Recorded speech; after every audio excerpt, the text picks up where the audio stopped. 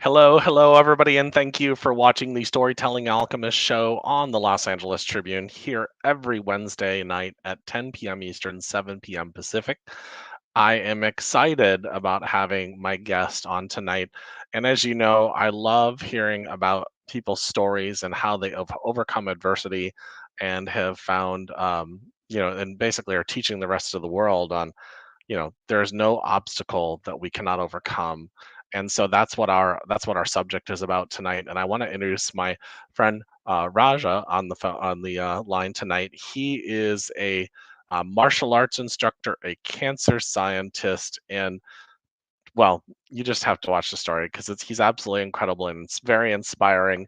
And I've got to know him about 2 months ago, and he's been inspiring me over these last couple months. So I just had to have him on the show. So um, please welcome my guest tonight. Hello, sir. How are you? Hello, Jeremy. It's great to see you, brother. How are you doing? I am excited, and it's been an amazing day.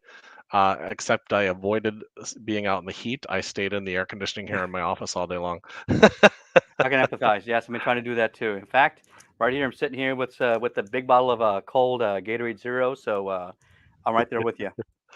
So let's talk about you talk a lot about mind shift, and we always some of us call it mindset mastery, but you actually you use a little bit of different words here and mind shift. And can we talk about how you got into mind shifting? Certainly. And yeah.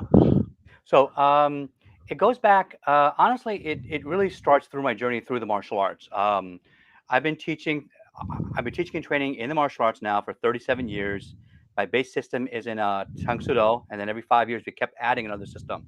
So we went from Tang Soo Do only to adding kickboxing, then to adding jujitsu, then to adding Krav Maga, and then after 25 years of teaching for my teacher, I opened up my own karate studio, Vaidya Martial Arts, and then I was open for 7 years, and then an accident took me out. I injured my neck, so then I decided it was time to stop teaching my students if I couldn't roll with them on the mats and show them all the holds and grapples and everything that we have to do.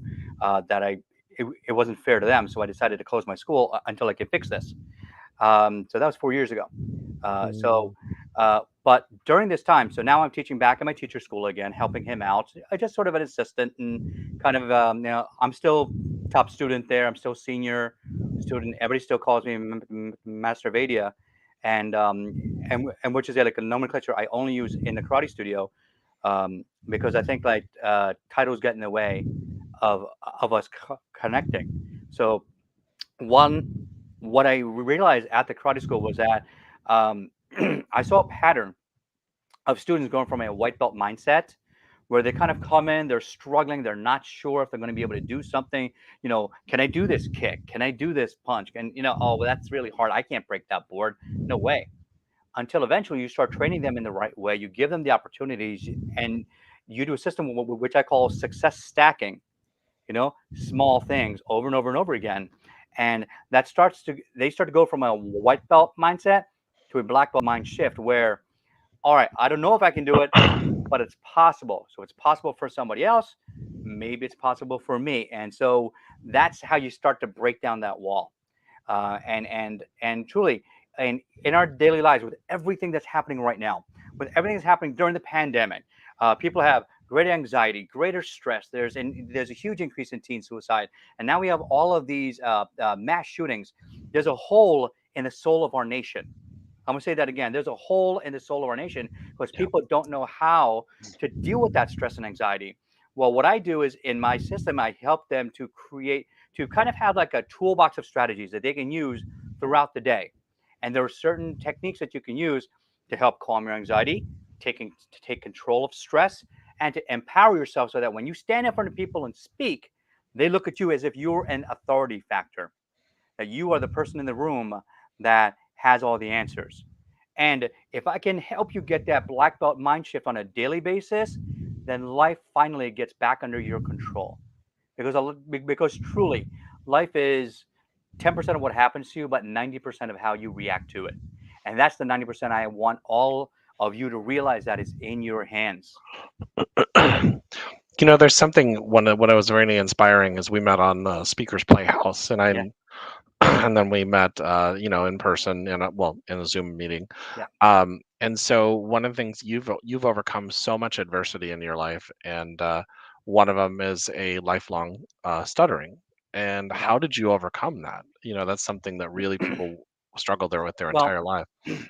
um, I'm going to backtrack a little bit and tell you how bad bullying is in our school systems. Because I remember going through elementary school, kids picking on me. Middle school got really bad. There was even one kid that wrote a stuttering song about me and Oh wow. got three other friends to sing it with him at the playground in front of all the kids and with the recess aide just watching, and she's just in shock, not knowing what to do.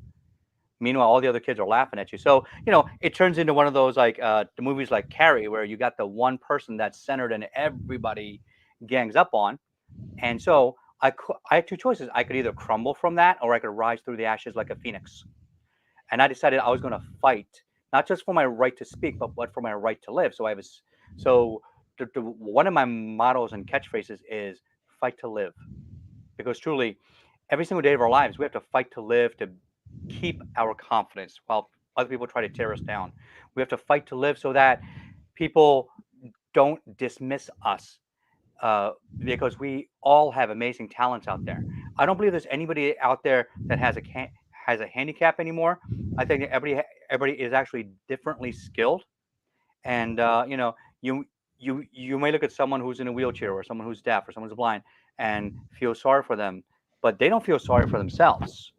I think you have to realize that they have more skills than you do because they had to struggle through their entire life and had to be innovative, creative, and determined in order to just live a normal life. And that's how I felt too, is that when you live with a speech impediment, you have to be innovative and creative and live in a certain way. And every day you're trying to fight to live, to prove who you are. Because the worst thing is that people with handicaps get marginalized all the time. And then people put them in a box and say, well, I don't think they can do that. Well, first of all, you don't know what they can do, right? Because truly, when you are challenged, and that's all it is. It's just an obstacle. I just had a client last week where we were going through a brain rewiring session, and truly, you can rewire your brain. Like I use a technique that's called NLP to help you kind of reframe the train tracks in your mind. And part of that process is you got to think of this like your train of thought is like you're on train tracks. Now, it's very hard for people to change tracks, right? What you got to do is you got to learn what are the right strategies to pick up each tie bar, pick up each rail, pick them all up together, lay it down somewhere else, and now your train of thought can go where you want it to go, not what you were hardwired to do. Hmm. Yeah, because NLP changes that programming that's inside of you that Yeah, repeating all these patterns and whatnot. And it's interesting you mentioned disabilities or obstacles, because I yeah. think I have what they call dyslexia, and so Hmm. I've never even thought too much about it as an adult. I didn't really think about it too No, much as a child, to be you don't quite need to. honest. Well, here's the problem: our society treats people like us as if we have a wall in front of us and will Mhm. that we won't surpass it.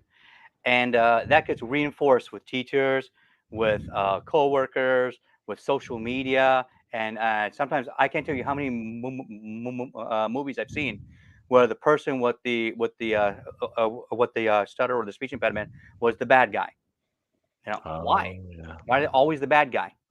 Why they always why they always the one that's going to be the traitor or the person that's going to screw up? It's not the way it is. So I think we need to also reinforce the fact that like there is a social stereotype out there in Hollywood that we need to change. So that's why a couple of years ago, my friends and I we came up with something positive. We created the Martialist movie, and these are real martial arts masters. And so in 2018, we did what 95% of filmmakers can't do. We completed a full motion picture and got it published, and Wow. it's on IMDb. And now we're also filming the sequel. And guess what? I'm the I'm the master with the stutter. So what? But all the other masters in that movie, because this is a movie about real masters, not actors. about how Wow. we live our lives. And for all of them to say, wow, Master Vaidya is amazing. He knows so much about martial arts, not just technique, but about history and the depth of understanding, and also about the mental side of how martial arts changes people. And that's why when I started to get into the idea of like, what am I going to do after I close my karate school, I felt so sad. I was starting to get depressed, and I started thinking, what would I tell my students to do? I'd say, you know what? Out of the 10,000 things that you could do, well, 1,000 of them got taken away. You got a car accident, now your body hurts. This, with your speech impediment, you have a couple things that also get taken away. All right. So out of 10,000 things you could have done, now you can only do 9,000 things. Now, the average person will say, "Oh man, that's 1,000 things I can't do." But the person that's been mind shifted realizes there's 9,000 things you can still do, right? It, Mm. it's a plethora of opportunity that you hadn't thought about. Now, if you get innovative and creative and put some work behind it, put some effort behind it, now you're unstoppable. See, I started teaching a program at work. I worked in cancer research for the past 25 years, and for the past 11 years with Johnson and Johnson. So I've been blessed that I've been on the teams that helped to bring out some major drugs, Imbruvica, Zytiga, Darzalex for multiple myeloma. This year alone, we had two FDA approvals for teclistamab, for Carvicti, which is a CAR T cell based therapy against multiple myeloma. And I'm proud to say, all of those, I had my stamp on them. So I've made my impact in the cancer research world. But karate was one of my loves. So when that got taken away from me, what can I do next? Well, I started thinking, well, I would tell my students, you know what? You have so many skills. What are some other skills that you really are good at and passionate at? And I started saying, you know what? I'm really good at teaching now. Why can't you take these black belt principles and apply them to business? And all of a sudden, when I started doing that, I started saying, you know what? If I can flip my fear to my superpower, where now I'm not afraid of speaking anymore, and I'm still going to get caught in a in a block or repeat. I still have trouble with my L's, my M's, my R's, my W's. Sometimes it's tough. So, how does someone like me get through that? Well, number one is you got to have a plan. You got to have a high level plan, a high level goal that is much bigger than yourself. Simon Sinek talks about this in his golden circle about finding your why. For me, my why is going to be I want to form my own biotech company. I want to go after those orphan cancer diseases that big pharma won't go after. So now I'm going to start to get fundraising. I'm going to have my pitch deck and go to these VC companies and say, hey, I'm a really good coach and trainer and technical scientist with a proven track record of leadership. In fact, at Johnson Johnson, I started 3 years ago this annual speaker confidence workshop I spearheaded, and we went from 40 people to 80 to 150, and then up in like New Brunswick, someone from the Evolve pillar, as part of the like a major site, wanted me to present all that information again, just because he saw my name in the J&J newspaper about how successful these speaker confidence workshops were. He wanted me to teach 300 people now to do it too. So people started to Mm. notice me as a leader, and um, anybody that's a J&J employee will know there's an award called a Inspire Award, and it's pretty rare because it's very hard to get to because it's company wide. Um, last year, I won two of them. One for safety and like ergonomics, because I'm teaching people about how to be safe in the lab as well as how to be ergonomically sound so they don't hurt themselves. And secondly, and a huge part of that, my second Inspire Award was for these speaker confidence workshops because I was teaching people how to be confident and present themselves. So that way now J&J employees now present themselves as the as the game changers, as the rule makers, as the people that are the forefront of the science. Because if you can't speak with confidence, no one's going to believe you that your research is actually confident, right? Right. Yeah, absolutely. We have a question on the in social media here. It says, "From Certainly. Believe in Yourself, I've experienced pressure to communicate in a way that requires no context, yet must be expressed in less than 10 words. Am I the only one that's dealt with this?" Okay, that's interesting question. Thanks for asking that. If someone were to ask me, hey, so first thing is, look at the person who's asking and what do they want. So as opposed to context, if you have no context, then you give no context. You keep it very vague and very positive. So, for example, if Jeremy were to ask me, "Hey, Roger, what do you think about so and so in 10 words or less?" I said, "You know what? That's a great question. I don't have a lot of experience in that area, but what I do know is that they're a great person, that they have contributed A, B, and C, and I I fully support their efforts in that direction." I don't Hmm. even know what I'm talking about. Yeah. But now, what I just said was just that simple framework of give a conf, give a positive confirmation to that person asking you, so they feel validated. So listen, Yeah. here's a very important teaching tip here, and if you don't mind, I'll give you this in about 2 minutes or less.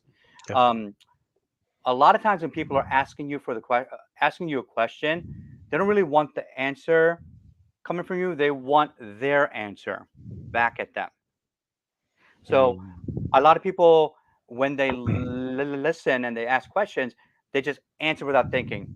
Instead of that, saying, say for example, someone were to ask me, um, uh, project project A versus project B. Well, project A is going to cost $10 million. Project B is going to cost $5 million, but will take twice as long. What do you think is the best way to go? All right, you know what? That's a great question. I'm validating their question, so they're intelligent. Number two, we have two good options. So now we're validating their question. And I repeated their question back to them. Third thing I'm doing is I'm going to say, based upon my experience. So now what you're saying is, you're not just answering saying, I think A or I think B. You're saying, based on my experience with project 1984, um, I have noticed that when we rush into projects and just throw money at it, they tend to be time sinks, and we end up blowing a lot of our capital versus taking the time, doing the doing the turtle versus the hare. Well, the tortoise is going to win. It would be to our benefit to take it slower, so then that way, when we get out, we are right. Would you rather be would you rather be first and wrong, or show up a little bit later and be right? And that's how I would answer that. Hmm. So do you see what I'm doing here? I'm structuring it in a way where I validate the person, I validate the question, I bring out my experience, because that way they have to now listen. It's not just my opinion. I'm saying, based on fact, based on my experience, here's what happened, or here's what could happen, and here's my take on it because of my experience. And now, uh, because you're a great leader, I believe that you should support that position. Hmm. So now we just brought it back full circle, what I call a bookend. Because Mhm. because anytime someone asks you a question and wants you to answer, they want to bookend it. What's the beginning, what's the middle, what's the end? And if you don't give them that end and really kind of close it out, there's still doubt in their mind. So part of being that authoritative figure and speaker is about closing that open loop in their mind. Yeah. Good stuff. That's good advice. So you've done quite a bit in your life. You're I Maybe think a 6th-degree black belt I in am. you are an opera singer. I am. You are a cancer research Yes. scientist.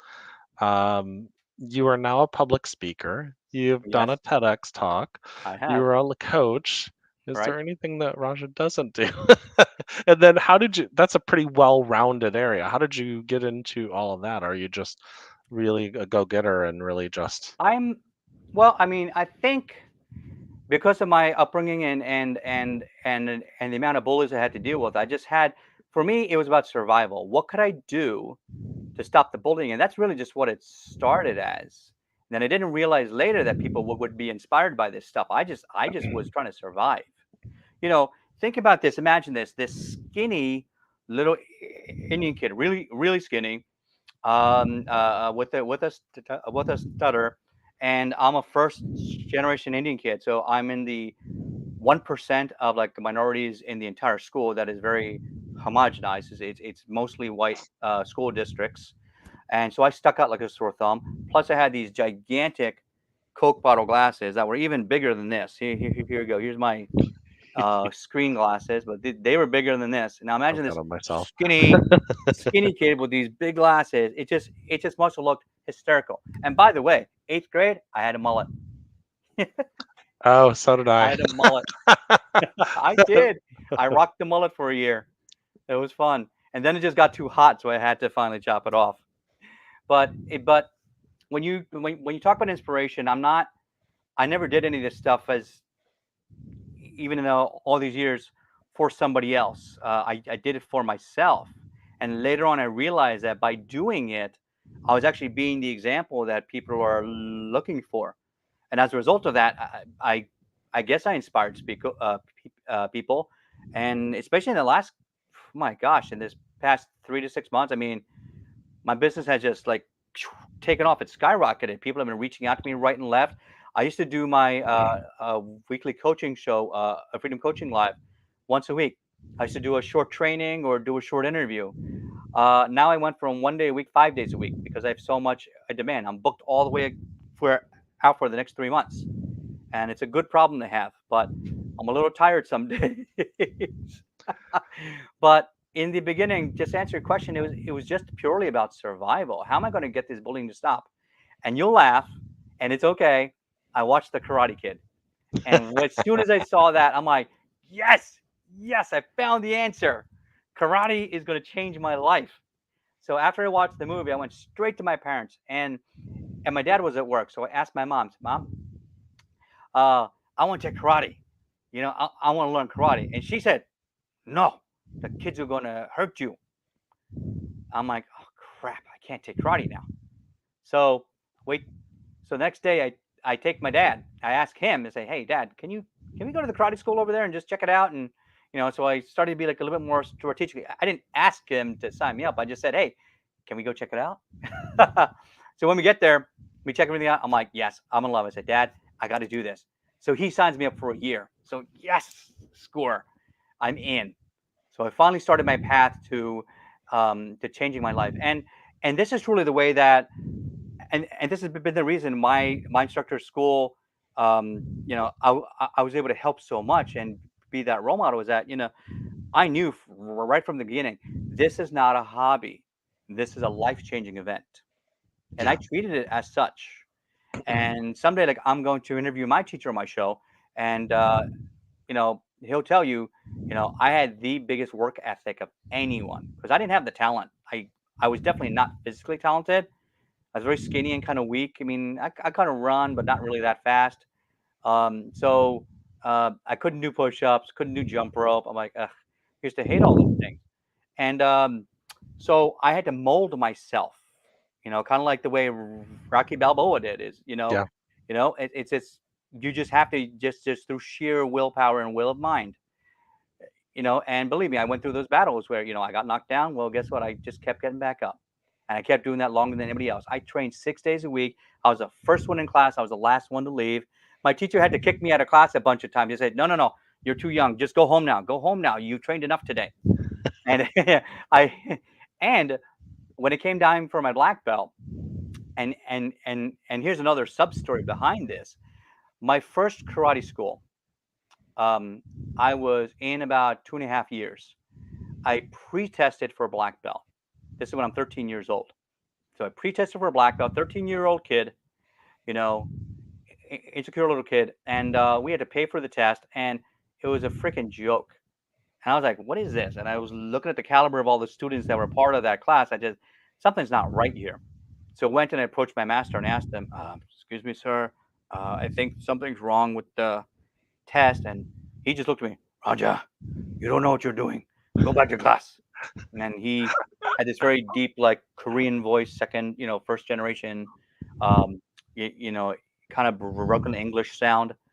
But he just he just treated me so apathetically. He treated me like I was like a nobody.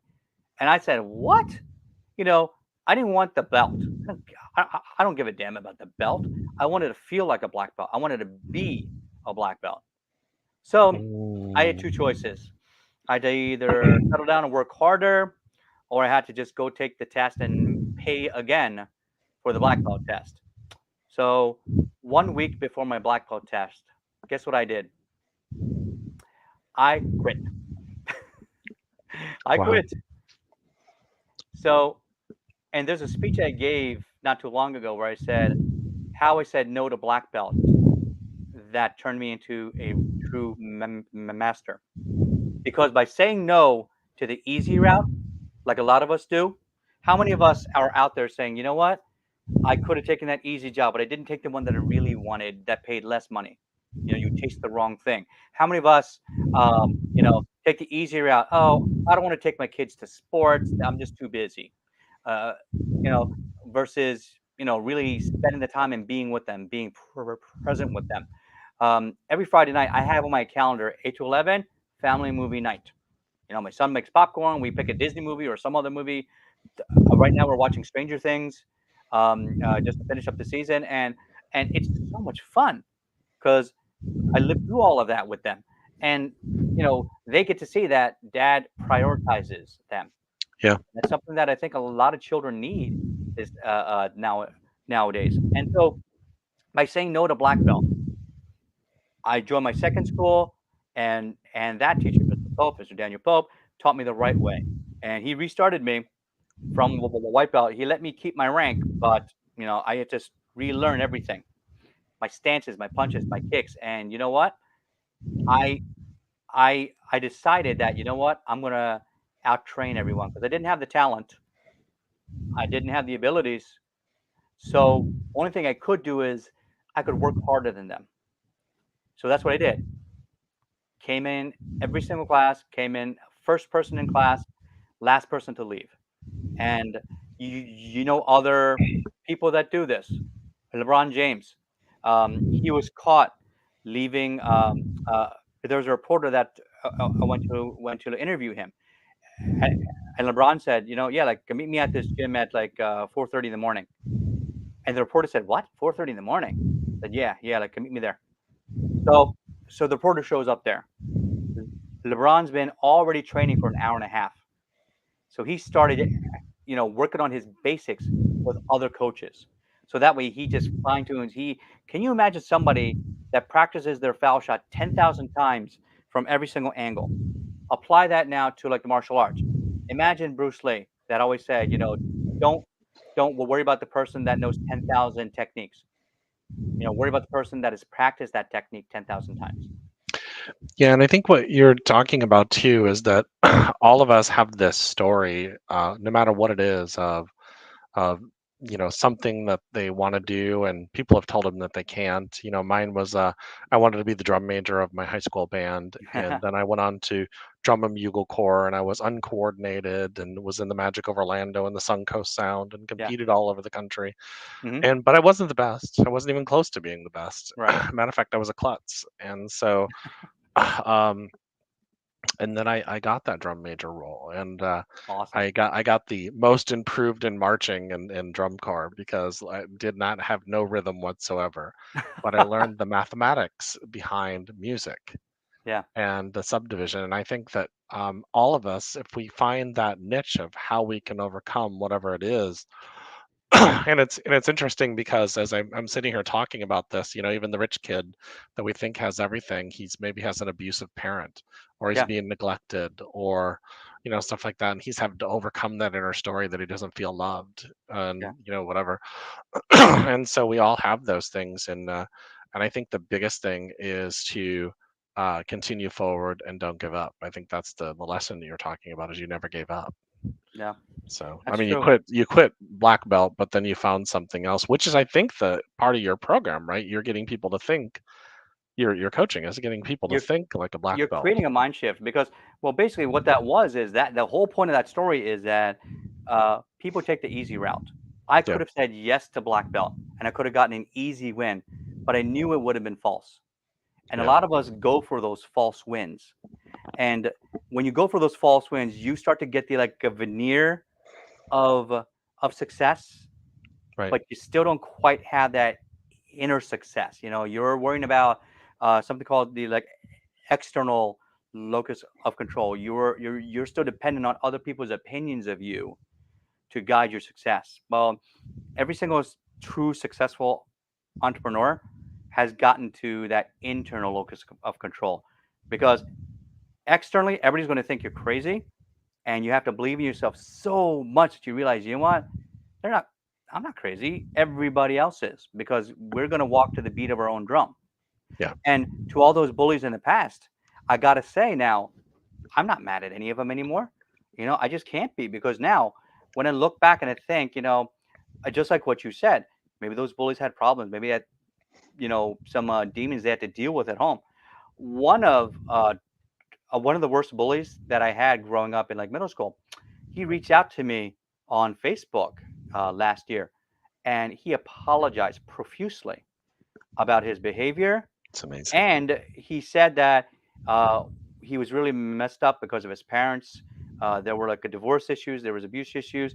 He got into alcoholism, then he got into a 12-step plan, and now he's trying to live his life along a better path. And you know, he said that, you know, I'm really sorry about what I put you through, but you know, you're a great man and you're amazing and you're inspiring people. I hope you keep doing it. So he told me, after all these years, probably 30 years later, he finally came back full circle and said, "You know what? You're the kind of person that I wish I had as a parent, because I didn't have that." That's And incredible. That's an incredible what story. greater, what greater gift than I have than to tell my kids that, you know what, kids, this is, you know, the best thing I can do in my life. It's not about making billions of dollars. It's about being a great parent, and it's the hardest job in the world. It really is. And every single parent can actually like empathize with me and understand that um, being a parent is probably the most difficult and rewarding thing that you'll ever do. Yeah. And I want to go back to all the bullies, and I want to write a book. And so I already have one book coming out in the fall called Unbox Me Today. It's about how you are amazing and you can use black belt strategies to get even better. Once that's out, probably a year later, I want to start another book called Thank You Bullies, Oh wow. because the bullies who are now at our age versus when we were children, they're different people. And I want to go back to them and talk to them and say, listen, even though it's tough, you helped me become the person I am today. Because if it wasn't for those bullies, I would not have chosen to change my life. I would have stayed where I was. I would not have challenged myself to take karate and become a world champion and a black belt Hall of Famer. I would not have challenged myself to sing and then go in and then to compete into district choir, regional, and then first place state choir as a base too. I would not have tried to do triathlons to raise money for cancer research. I did 7 triathlons and I raised over $30,000 for cancer research for the Children's Hospital of Philadelphia. Wow. So there's a lot of things out there that I've done, and the reason was that I always had that emptiness inside that I wasn't worthy or I wasn't good enough. So I Yeah. kept trying to find a way to achieve so that people would respect me. And Yeah. it wasn't until later in my life, probably after age 40, after finally going through my own personal transformation, I realized the only person I need to prove to myself is me. Yeah, I mean, I think we all did that. I was a chief Yeah, operating officer of a mortgage company in Baltimore, and yeah, I was still empty. And then, just keep on do this achievement thing, and then you're like, even with this own my business and my self improvement business, where I'm helping hmm people, book out all this other kind of stuff, and I'm like, wait a second, what? When does this stop? Why can't I just do it because I like doing it? yes. And so, and it's one of those things. Speaking of Karate Kid, and have you seen the Cobra Oh, Kai? I loved it. I watched the whole series already. Yeah, and Daniel Russo and the thing with him and was it Danny Lawrence and Yeah, stuff. Danny Lawrence, and I love the way they did that, where uh, Daniel Russo, who I loved as a kid, now when he's older, he's like 40 something years old, and now he's a you know manager at a Successful. big car dealership. He's got lots of money and respect, and he's got a beautiful wife, and he seemingly has the perfect life. But but when Johnny comes in with his car all busted and he's kind of drunk, Daniel's still kind of acting kind of like a bully to him, Yeah. and it's kind of Role interesting to see reversal. that like role reversal. And then because a lot of people, I was watching the like reviews of it and a lot of the commentary, everybody wanted Johnny to kick Daniel Russo's ass, for half the show. And so it was interesting to see, like, which side were you on? Were you on Team LaRusso or Team Johnny? Yeah. It was such Yeah. a so it's such a good show. But so what program do you have out there that, or how do they find you? And um, just like what's your website? And, Yeah. So the best way to reach me is I can give you two things. Okay. One is I have my program that is on Victory Mindset Academy.com. If you go there, you put in your name and email, you can get a free fast action mind shift course. What'll that do? It'll give you from my five pillars: health, wealth, mindset, faith, and family, and give you like a 3-minute module to just jumpstart your results. Give you short, quick action bursts that you can start taking action today. And so in about 15, 20 minutes, you watch those videos, all of a sudden you start to realize this is possible. Now we start to make that shift versus impossibility to, well, somebody can do it, so maybe I can do it. yeah. And then as soon as you make that first shift, that's you going from white belt mindset to black belt mind shifting. Yeah. And the second thing is, and I'll share this with you also. Just straight up email me. I love to meet people and I love talking to people. Get on my calendar. Uh, Email me at Raja V Speaker. So just RAJA capital V Speaker SPEAKER at gmail.com, and put in the subject line, coach me, and that way I'll know that you're interested in finding about some of my programs. I have programs that are free. I have programs that are very low level, and I have programs that are very high level. I have a year long, $30,000 mastermind program that is phenomenal because I work with you hand in hand, and a lot of the stuff that you need to do. If you're an entrepreneur, I actually build out your funnels and share out your and give you my share links, my share funnels. So then that way you can jumpstart your business. I have a sales training academy where I teach people that are in sales how to connect and engage with people. So now that I know how to do it, now I can share that with everybody. And for those out there that want to become much better speakers, I do a monthly training series every Tuesday night at 8 p.m. Eastern time called Speak with Authority. Absolutely free, and it gives you the opportunity to learn the basic framework for how you can create an engaging, impactful speech without imposter syndrome. Because a lot of us out there, we get the title, we get the job, now we're a manager, but internally you don't quite feel it because what's happening is they don't get the opportunity. You don't have that security or that confidence to believe that you deserve that people should follow you or listen to you or create that buy-in. But through this framework, I teach you the how, the what, and the why of how to create that engaging speech. So that could be either a half an hour presentation to your entire department, or it could be as short as a 30-second elevator pitch. You asked me Perfect. earlier. Someone had a cool question, and I answered it on the spot. If anybody else out there has another cool question or wants me to help them with a mind shift to right now live, I'm happy to do it. Perfect. Well, awesome. I am so excited that this is such a great, powerful subject because there's, to be quite honest with you, like I think you mentioned, the country's suffering from a lot right now. Yeah. And I think what it is too is I've been saying the world is suffering from a global post-traumatic stress for actually about 10 years. And then it really started to come to a head, obviously, in the last few years. And I think that the only way to overcome some of that stuff is to start facing our um, our issues or our problems, and the things, our obstacles, as you would say. Right. And we've all had something that's come up. And so when we start facing those and starting to realize there's time beyond the pain and time beyond the hurt and time beyond those experiences, then we start changing. And I think that's pretty significant. Right. So, or healing, I think it's a better word to Yeah. say. I mean, I think that everybody always says that, be strong, help others, etc. But don't forget, when you're on a plane and you're lacking oxygen, you got to put the mask on yourself first. Yeah. You got to fix yourself first. And by fix yourself, here's the biggest thing I can tell you is that anybody out there that feels that they're handicapped or they're broken or you feel like a freak in society or you feel like, I remember watching X-Men and how that whole philosophy of like people who were differently abled, um, felt like they were outcasts from society. They were being ostracized, and it turns into like a Greek tragedy by the end because they don't realize that they're not broken.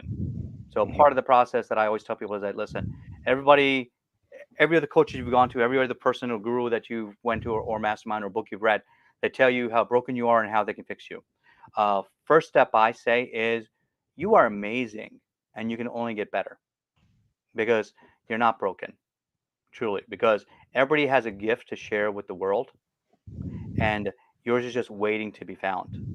Um, do you know the story about Michelangelo and the Statue of David? Mm-mm. No? All right.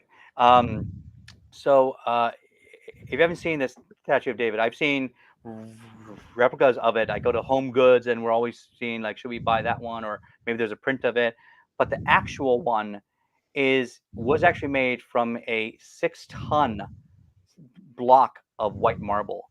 It is over 17 feet high, and to think that one person made that from the corners of his mind. It's incredible. And when Michelangelo was interviewed and asked, "How did you create this amazing, this incredible work of art?"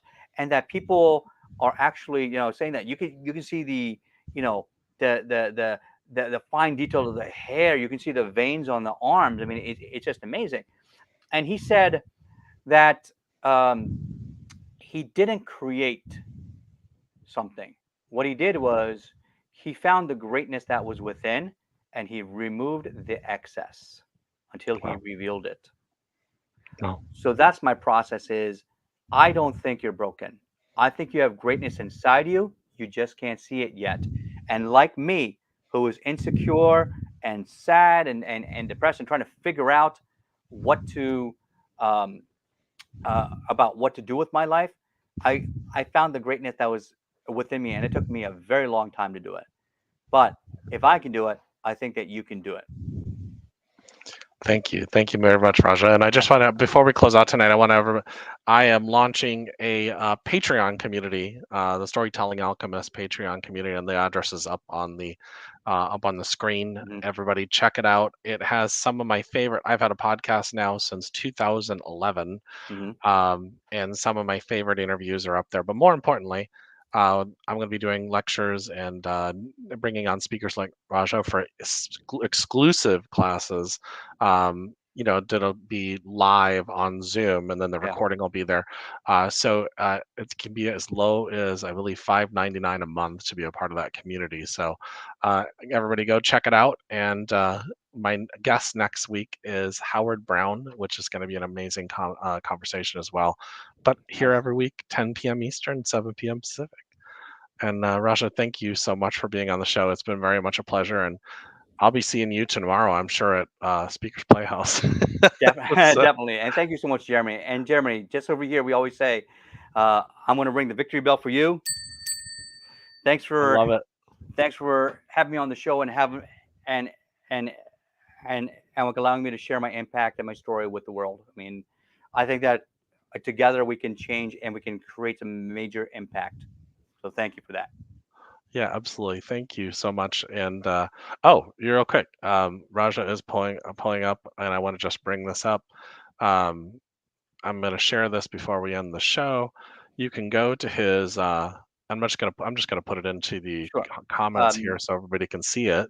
Yeah, I just gave you Uh, my free coaching group. This is where like I do all of my interviews, and just like Jeremy had said, it maybe someday in the future I'll close it up and make it a paid group. But for now, everybody that's in, they'll be grandfathered in. They won't have to pay for it. So if you want to see amazing interviews with subject matter experts in health, wealth, mindset, faith, and family about how to mind shift so that you can become a black belt, not just in your business, but in your life as well as your like relationships. Watch those interviews and just learn. And Jeremy's going to be on my show shortly too, where we're gonna switch the seats and we're gonna have some fun there too, right? Absolutely. Well, and I also put so I put the Facebook group in the comments, and I also put my Patreon in there. So everybody, thank you for tuning in, and see you guys next week. And much love and peace, everybody. Have an amazing week. Not everybody, all okay. Believe it and become.